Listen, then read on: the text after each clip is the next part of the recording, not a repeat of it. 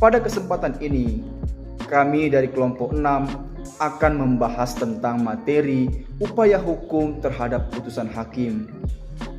Dalam kesempatan ini, sebelum kita jauh melangkah untuk membahas hal ini, hendaklah kita mengetahui apa yang dimaksud dengan upaya hukum. Upaya hukum sejatinya merupakan upaya yang diberikan oleh undang-undang kepada seseorang atau badan hukum untuk melawan putusan hakim dengan tujuan untuk mencegah atau memperbaiki kekeliruan dalam putusan hakim tersebut dikarenakan adanya penemuan bukti-bukti atau fakta-fakta lain. Setelah kita mengetahui apa yang dimaksud dengan upaya hukum, selanjutnya saya akan membahas tentang apa saja macam-macam upaya hukum atau cakupan dalam hal ini cakupan upaya hukum. Macam-macam upaya hukum saya akan membagi dua substansi besar, yaitu pertama, upaya hukum biasa, di mana upaya hukum biasa ini merupakan upaya hukum yang digunakan untuk putusan yang belum berkekuatan hukum tetap, di mana hal ini ada tiga substansi. Pertama itu ada perlawanan atau verzet, kemudian ada banding, kemudian ada kasasi. Dan seterusnya adalah ada upaya hukum luar biasa. Dalam hal ini, upaya hukum luar biasa ini dilakukan terhadap putusan yang telah mempunyai kekuatan hukum tetap, dan pada asasnya upaya hukum ini tidak menangguhkan eksekusi. Dalam hal ini ada dua substansi yang termaktub pada upaya hukum luar biasa, yaitu peninjauan kembali, kemudian atau disebut dengan request sipil, kemudian ada perlawanan pihak ketiga atau dender verzet. Dalam kesempatan ini saya akan menjelaskan apa yang dimaksud dengan upaya hukum perlawanan atau verzet.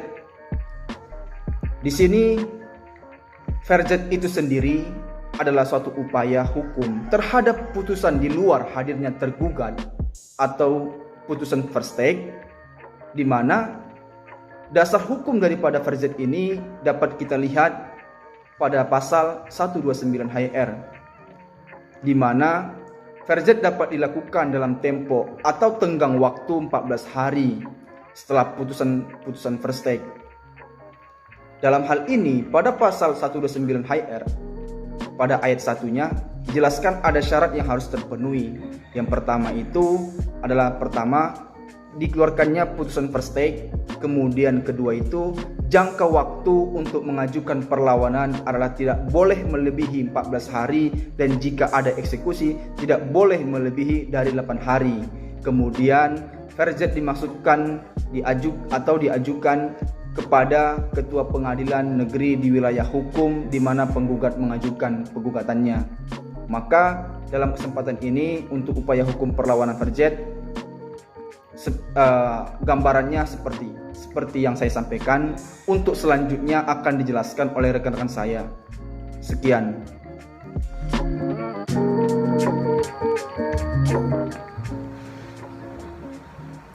Baik, berikutnya adalah banding. Lembaga banding diadakan oleh undang-undang karena dikhawatirkan bahwa hakim adalah manusia biasa yang dapat melakukan kesalahan dalam menjatuhkan sebuah putusan.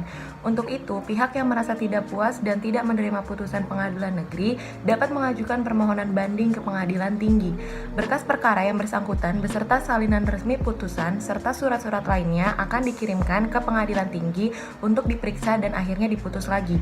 Perihal banding diatur dalam pasal 188 sampai dengan 194 HIR dan 199 sampai dengan 205 RBG, dan khusus untuk banding diatur dalam Undang-Undang Nomor 20 Tahun 1947 tentang Peradilan Ulangan untuk Jawa dan Madura. Permohonan banding harus diajukan oleh pihak yang berkepentingan atau pihak yang dikalahkan kepada panitera pengadilan negeri yang menjatuhkan putusan dalam jangka waktu 14 hari terhitung mulai hari berikutnya putusan diucapkan atau 14 hari setelah pemberitahuan putusan kepada yang bersangkutan apabila ia tidak hadir pada saat putusan tersebut diucapkan.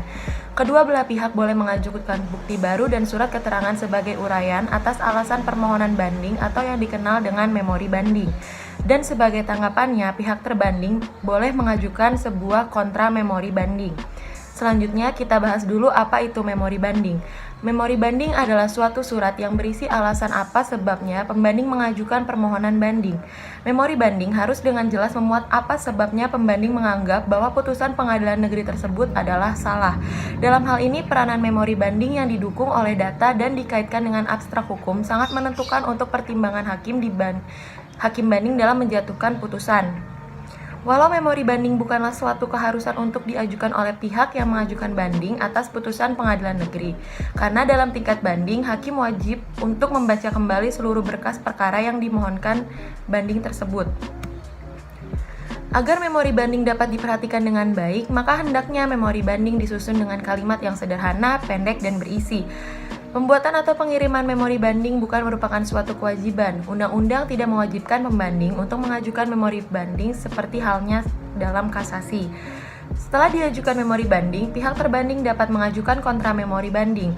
Lalu apa itu kontra memori banding? Kontra memori banding adalah suatu tulisan yang berupa tanggapan terhadap memori banding, atau dengan kata lain, kontra banding adalah bertujuan untuk mengcounter memori banding. Makna kontra memori banding untuk menanggapi alasan-alasan yang dimuat di dalam memori banding. Dan kontra memori banding ini pada hakikatnya mendukung keputusan pengadilan negeri tingkat pertama. Akibat dari dilakukan pembandingan atas suatu putusan pengadilan negeri akan mewujudkan beberapa pendirian yang dapat berupa: yang pertama, menguatkan putusan pengadilan negeri yang bersangkutan. Dalam hal ini berarti semua hasil penilaian dan penghargaan pengadilan negeri yang bersangkutan adalah konform dengan pendirian pengadilan negeri. Lalu yang kedua, mengubah putusan pengadilan negeri yang bersangkutan.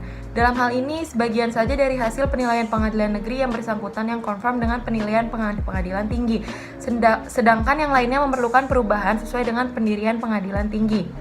Lalu yang ketiga adalah munculnya putusan baru. Dalam hal ini, pengadilan tinggi membatalkan putusan pengadilan negeri yang bersangkutan karena tidak didukung hasil penilaian dan penghargaan atas fakta yang ada. Putusan baru ini dapat saja berupa yang tadinya putusan pemidanaan diubah menjadi putusan bukan pemidanaan.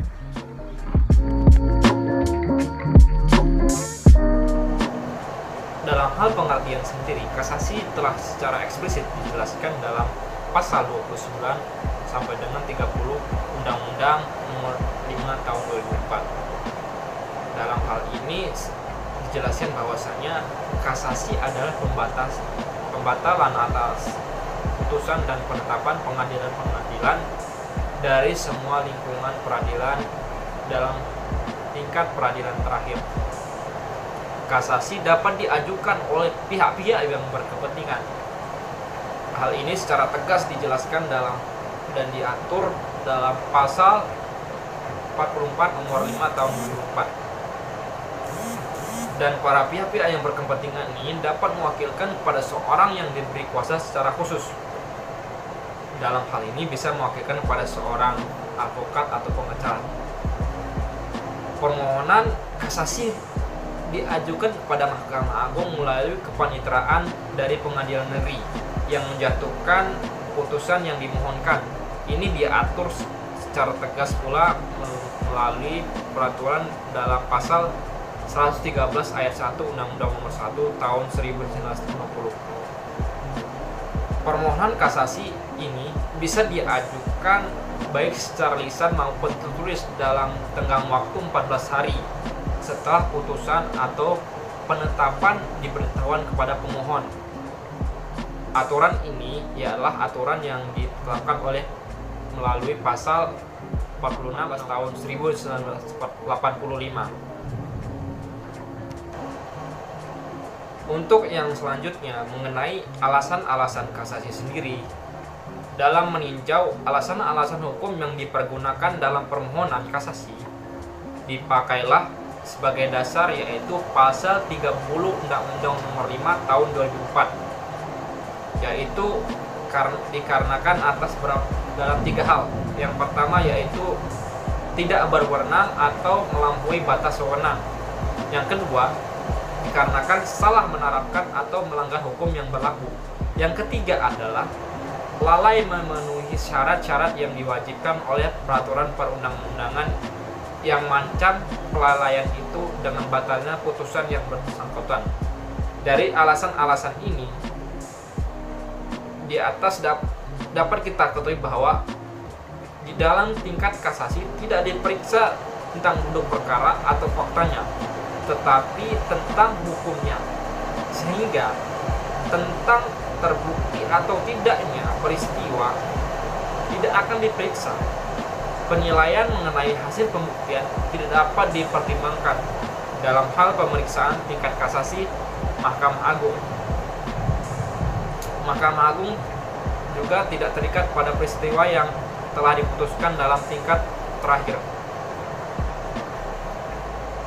Kemudian, untuk selanjutnya mengenai memori kasasi dan kontra kasasi. Dalam tenggang waktu 14 hari setelah permohonan yang dimaksud dalam buku daftar permohonan kasasi, wajib menyampaikan memori kasasi. Hal ini secara tegas juga diatur dalam pasal 47 Undang-Undang Nomor 5 Tahun 2004. Dalam memori kasasi harus dimuat keberatan-keberatan atau alasan-alasan kasasi yang berhubungan dengan pokok perkara.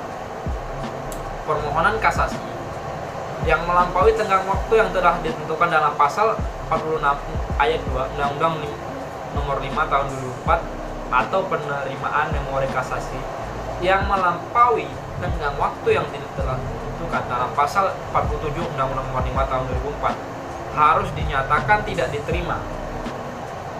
Mengajukan memori kasasi haruslah disertai dengan alasan-alasan yang adalah syarat mutlak. Kemudian pihak lawan berhak mengajukan jawaban-jawaban kontra atas memori kasasi kepada panitera dalam tenggang waktu 14 hari kerja pula. Jadi setelah pihak penggugat mengisi memori kontra kasasi ini selama 14 hari dan diberikan selama 14 hari pula pihak kontra untuk mengisi kontra memori kasasinya selama 14 hari yang diterima atas setelah diterimanya salinan-salinan yang memori kasasi yang diberikan pengadilan. Dalam hal ini dijelaskan dalam pasal 14 ayat 3 Undang-Undang Nomor 5 Tahun 2004. Yang dianggap sebagai saat mengajukan kasasi ialah penerimaan permohonan kasasi. Penerimaan perkara dalam tingkat kasasi didasarkan pada waktu penerimaan permohonan kasasi. Walaupun risalah kasasi telah diterima terlebih dahulu. Nah, yang kemudian yang dimaksud sebagai permohonan kasasi ini adalah tanggal pada waktu biaya perkara yang diterima oleh panitera yang bersangkutan. Sedangkan apabila biaya perkara diterima melampaui tenggang waktu permohonan kasasi, jadi dianggap tidak ada. Terima kasih. Perkenalkan, nama saya Ronisa. Saya di sini ingin melanjutkan presentasi dari teman-teman saya sebelumnya. Nah, di sini saya ingin menjelaskan tentang PK atau sering disebut juga dengan peninjauan kembali. Nah, langsung saja, apa sih PK itu, ya kan? PK atau peninjauan kembali adalah putusan yang dijatuhkan dalam level yang paling bawah atau paling akhir, atau putusan yang tidak lagi terdapat bukti-buktinya. Nah, dalam hal tersebut memungkinkan adanya suatu perlawanan dan tentu saja dapat ditinjau kembali. Nah, PK itu sendiri diatur pada pasal 66 sampai 77 nomor 14 tahun 1970. Nah, di sini saya itu merangkum mengenai alasan atau apa sih atau kapan sih kita dapat menggunakan PK itu. Nah, di sini ada 6 alasan. Yang pertama yaitu apabila putusan tersebut itu didasarkan tipu muslihat. Lanjut, yang kedua, alasan kedua yakni apabila perkara tersebut sudah diputuskan lalu ditemukannya bukti-bukti yang sangat berlawanan dengan putusan yang sudah dijatuhkan tersebut. Lalu yang ketiga itu ada ultra petita atau apabila dikabulkan yang tidak dituntut atau lebih dari apa yang kita tuntut. Nah, yang keempat itu apabila hal tersebut atau keputusan tersebut tanpa menimbangkan sebab-sebabnya. Nah, lanjut yang kelima yaitu ada demisen idem. Lalu yang terakhir itu ada adanya kehilafan si hakim. Begitu, ada 6 alasan jadi.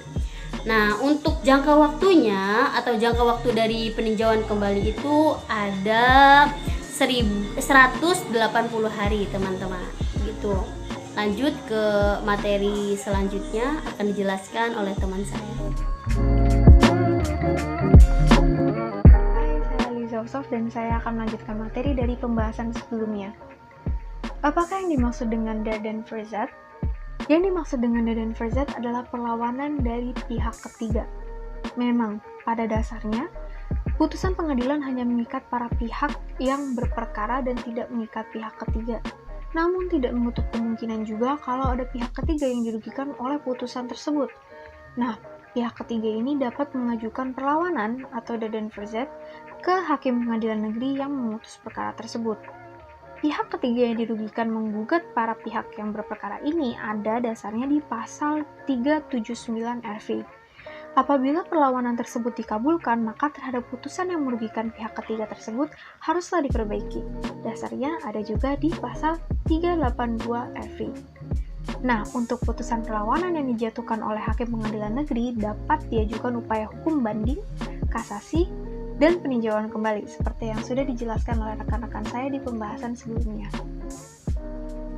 Menurut pasal 129 ayat 2 HIR, tenggang waktu untuk mengajukan perlawanan verzet adalah 14 hari terhitung dari tanggal pemberitahuan putusan verstek oleh jurusita pengganti kepada diri pribadi tergugat atau kuasanya.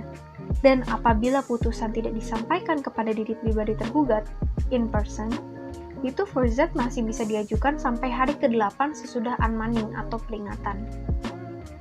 Kemudian, apabila tenggang waktu tersebut dilampaui, maka mengakibatkan yang pertama, gugur hak tergugat mengajukan perlawanan. Yang kedua, tergugat dianggap menerima putusan verstek.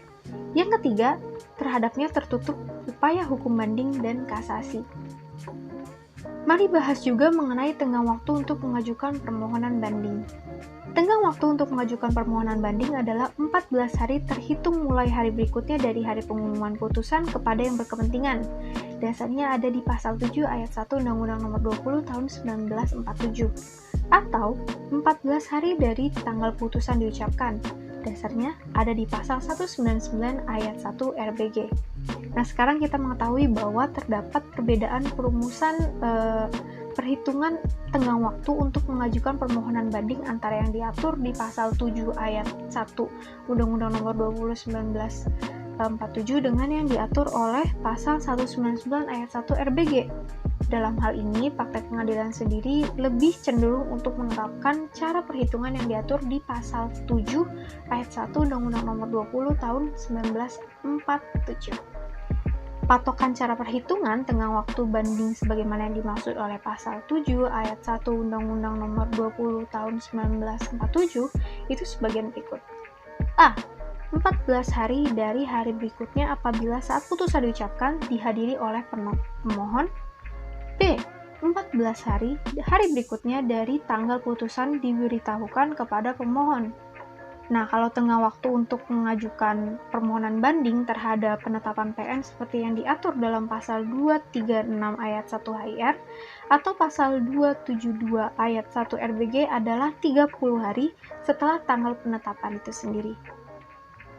Berdasarkan buku pedoman pelaksanaan tugas dan administrasi pengadilan, buku kedua Mahkamah Agung tahun 2009 halaman 4, itu ditegaskan bahwa permohonan banding dapat diajukan di Kepaniteraan Pengadilan Negeri dalam waktu 14 hari kalender terhitung keesokan harinya setelah putusan diucapkan atau setelah diberitahukan kepada pihak yang tidak hadir dalam pembacaan putusan tersebut. Namun, apabila hari ke-14 jatuh pada hari Sabtu, Minggu, atau hari libur, maka penentuan hari ke-14 jatuh pada hari kerja yang berikutnya. Jadi, pada kesimpulannya, yang dimaksud dengan upaya hukum adalah merupakan upaya yang diberikan oleh undang-undang kepada seseorang ataupun badan hukum untuk kemudian melawan putusan hakim akibat ditemukannya bukti-bukti maupun fakta-fakta yang lain. Yang tentunya hal ini memiliki tujuan untuk kemudian mencegah ataupun memperbaiki terkait dengan kekeliruan-kekeliruan yang terdapat pada putusan hakim tersebut. Untuk upaya hukum sendiri itu terbagi, yang pertama adalah upaya hukum biasa yang berupa pertama adalah perlawanan, kemudian banding, dan juga kasasi. Dan yang berikutnya adalah upaya hukum luar biasa, yang dalam hal ini ialah berupa peninjauan kembali ataupun dan juga perlawanan pihak ketiga terhadap sita eksekutorial. Berkaitan dengan hal tersebut pun, upaya hukum biasa ini juga ialah merupakan upaya hukum yang kemudian berkaitan dengan putusan perstal, banding, dan juga kasasi. Upaya hukum biasa ini pun dia menangguhkan putusan kecuali memang putusan yang kemudian didasarkan pada pasal 180 sedangkan kalau upaya hukum luar biasa ini dia tidak menangguhkan pada eksekusi, tetapi dalam hal ini hasil putusannya ialah mengikat orang lain atau pihak ketiga. Sekian presentasi dari kelompok 6, kurang lebihnya kami mohon maaf. Semoga para pendengar dan juga kami dapat mendapatkan ilmu yang bermanfaat dari presentasi kali ini. Di masa pandemi ini, harap mewajibkan protokol kesehatan bagi kita semua untuk keselamatan kita bersama. Sampai jumpa di kesempatan berikutnya. Stay safe!